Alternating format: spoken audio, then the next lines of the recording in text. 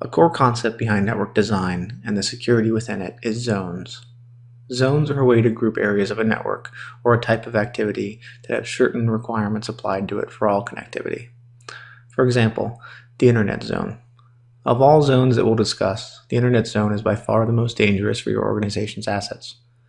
Connecting devices directly to the Internet unprotected should be avoided unless you want them to be exploited on purpose, such as to research attack methods used against the asset to develop defenses against them.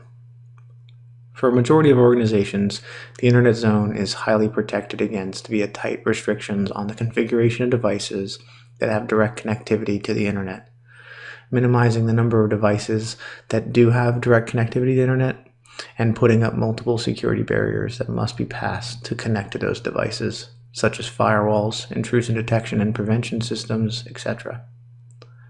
The area I'm referring to is also a zone itself, specifically called the Demilitarized Zone, or DMZ for short. The zone is named after the DMZ between North Korea and South Korea, as it is a good example of what a network DMZ is trying to accomplish, since there are two opposing forces with a buffer between them to protect each side from each other, with the buffer zone being used to allow for interactions to occur peacefully. If things turn sour, then there are still significant security forces and barriers in place to contain the issue, such as the network DMZ is designed to do.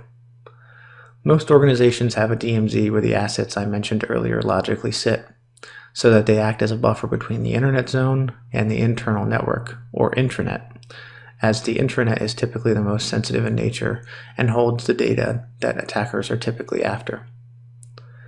Intranets are typically harder for organizations to secure, given the significant potential technical debt and legacy applications to align to structured security requirements, such as network segmentation internally that is deep enough to actually provide risk reduction from successful attacks. The last zone we'll discuss is the extranet zone. An extranet is a special network zone that an organization has, typically within the overall DMZ, which is used for connectivity with third parties such as vendors and other business partners.